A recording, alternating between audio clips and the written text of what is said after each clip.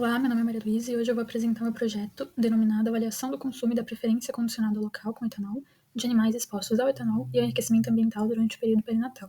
Esse trabalho foi desenvolvido no Laboratório de Neuroquímica e Farmacologia Comportamental sob orientação da professora Rosana Camarini. Primeiramente, eu gostaria de iniciar falando sobre o problema que motivou esse estudo, que é basicamente a ingestão de álcool durante a gestação. Esse é um problema de saúde pública tanto em escala global quanto no que diz respeito à população brasileira, porque a gente observa uma alta prevalência no consumo de álcool por gestantes. Também é importante falar que esse consumo ele acontece não só durante a gestação, como também durante a lactação. Isso é um problema porque o etanol ele é uma molécula anfifílica, então ele tem a capacidade de atravessar a membrana placentária e se depositar no líquido amniótico, e durante o período de amamentação ele tem a capacidade de passar do leite materno ao recém-nascido. Tanto na gestação quanto o recém-nascido, ele está num período muito crítico de desenvolvimento neuronal. Então, ser exposto a uma molécula neurotóxica como o etanol vai resultar em uma variedade de prejuízos de desenvolvimento permanentes. Esses prejuízos eles estão agrupados no que é chamado de transtornos do espectro alcoólico fetal, o FASD.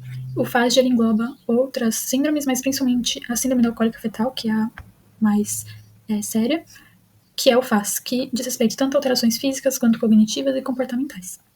Além disso, alguns estudos mostram que em adolescentes que foram expostos ao álcool no período perinatal, se observou durante a adolescência deles a vulnerabilidade aumentada a comportamentos aditivos e a busca por drogas de abuso, como álcool e maconha.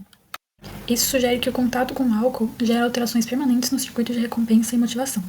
Pensando nisso, buscou-se estudar quais vias neuronais estariam envolvidas nesse sistema de recompensa. Assim, chega no sistema ocitocinérgico. O sistema de ocitocina é conhecido principalmente por estar envolvido nos processos de parto e lactação, mas ele também é um neuropeptídeo que ele é produzido no hipotálamo, e ele está envolvido na regulação de comportamentos maternais, vínculos sociais, memória associativa, recompensa social e reconhecimento. Além disso, também é conhecido que o sistema ocitocinérgico está muito proximamente relacionado com o sistema dopaminérgico, que é um sistema-chave no que diz respeito ao sistema recompensa, tanto recompensa natural quanto induzida por drogas. O sistema ocitocinérgico ele interage com o sistema dopaminérgico, aumentando a liberação de dopamina no núcleo accumbens, no cérebro. Portanto, o sistema ocitocinérgico ele vai modular a resposta dopaminérgica, amplificando a valoração de estímulos de recompensa social. Sendo assim, quando o sistema ocitocinérgico ele funciona corretamente, a responsabilidade dos neurônios dopaminérgicos ela aumenta e, consequentemente, aumenta-se a liberação de dopamina. Essa modulação entre o sistema ocitocinérgico sobre o sistema dopaminérgico é crucial para codificar o valor motivacional de recompensa social. No entanto, na literatura e em estudos anteriormente realizados no laboratório, observou-se que indivíduos que foram expostos ao álcool na gestação, eles apresentaram níveis reduzidos, tanto dos níveis de ocitocina quanto da sua expressão gênica nos núcleos hipotalâmicos, demonstrando que essa exposição ela gera um impacto direto na síntese e na expressão e regulação desse neuropeptídeo.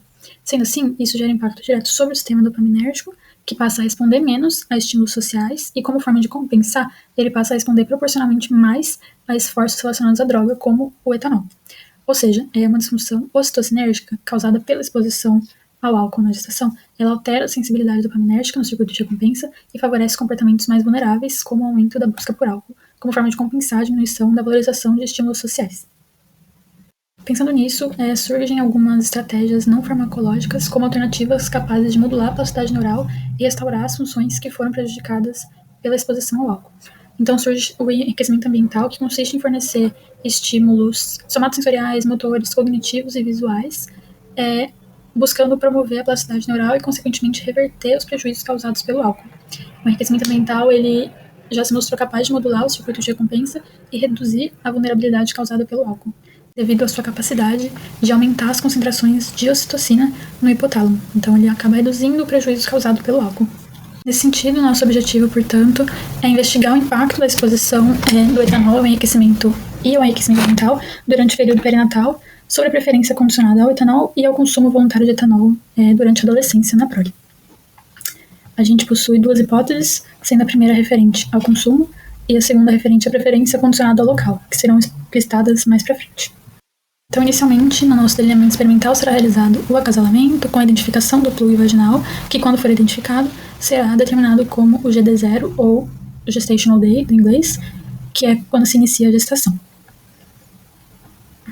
Como o nosso estudo ele visa estudar a manipulação do ambiente, a modulação do ambiente enriquecido durante o período gestacional é do GD1 até o GD18, ou seja, durante todo o período gestacional, os animais serão divididos entre o grupo que será exposto às caixas padrão ou não enriquecidas e o grupo que será exposto à caixa enriquecida. A caixa enriquecida é diferenciada por ser maior e apresentar roda de corrida, brinquedos e também outros animais para garantir, e também esses objetos eles mudam de lugar a um determinado período de tempo para garantir a complexidade, o caráter de novidade e também o estímulo social, proposto justamente pelo enriquecimento ambiental.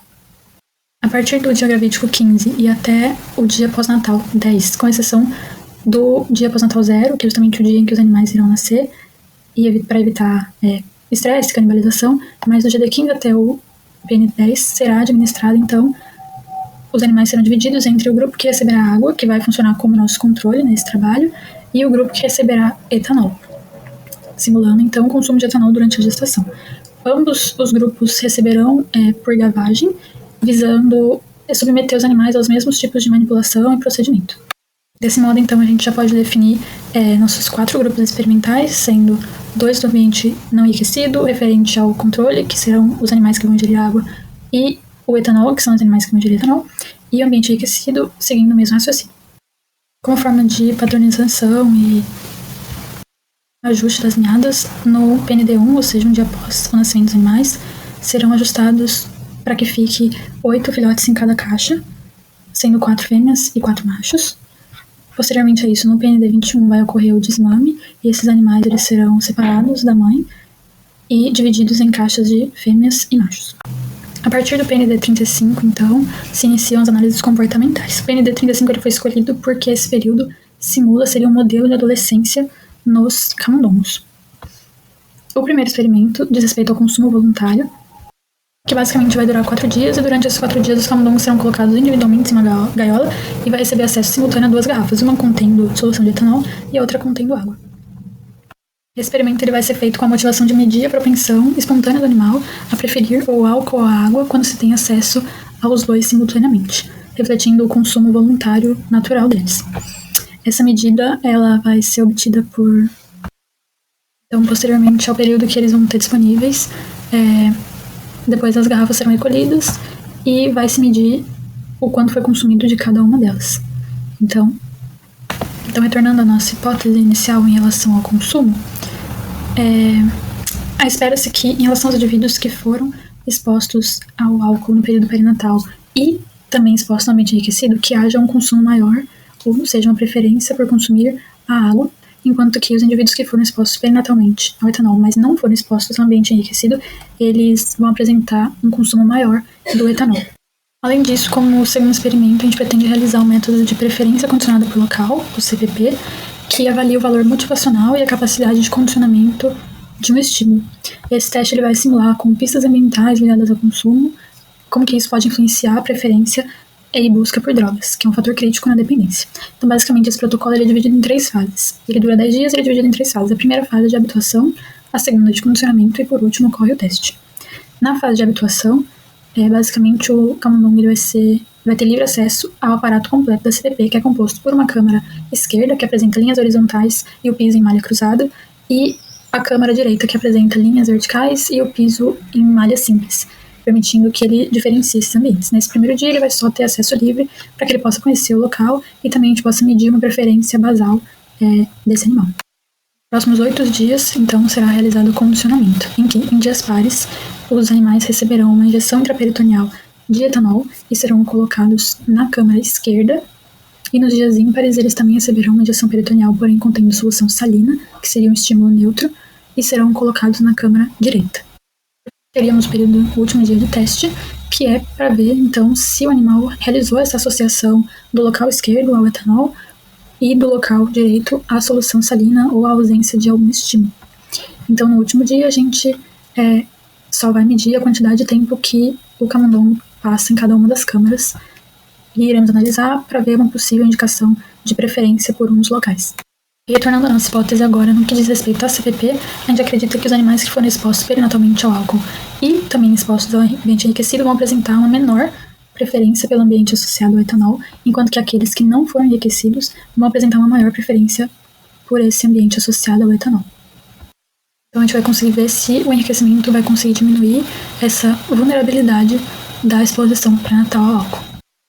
Para conectar comportamento e mecanismo, a gente vai propor fazer análises de imunofluorescência. Isso, uma parte dos animais passará por perfusão e terá o cérebro congelado para realizar a imunofluorescência. Essa imunofluorescência vai incluir a marcação de neurônios dopaminérgicos, também marcação com C-fós para marcar a atividade neuronal e marcação com marcador nuclear DAP. Outra parte e posteriormente as imagens serão analisadas em microscópio de fluorescência. A outra parte dos animais, após a eutanásia, que em ambos os casos vai ser realizado com isoflurano, ela vai passar por decapitação e congelamento, e esse cérebro posteriormente vai passar por análises moleculares com PCR para conseguir identificar o aumento do número de RNA mensageiros da dopamina e de RNA mensageiros dos receptores da dopamina para identificar o aumento do número identificar, o aumento do número. Gostaria de destacar a translacionalidade do estudo, que o modelo de exposição perinatal ao etanol é um análogo relevante ao FAGE em humanos e aumento da vulnerabilidade observada em adolescentes, porque replica a exposição do sistema nervoso em fases críticas do desenvolvimento. Além disso, o enriquecimento ambiental nos animais ele pode ser pensado de forma análoga a intervenções humanas, como programas de estimulação precoce, ambientes familiares ricos, interação social, atividades que promovam aprendizado, exercício físico, mostrar que o enriquecimento ambiental reduz o consumo e o condicionamento ao etanol em uma prole exposta perinatalmente pode indicar que intervenções ambientais precoces têm potencial de diminuir essa vulnerabilidade ao uso do álcool em humanos com o histórico de exposição pré-natal. Então, esse trabalho ele visa contribuir tanto para a proposição de estratégicas não farmacológicas aplicáveis em políticas de saúde pública e programas de reabilitação, quanto...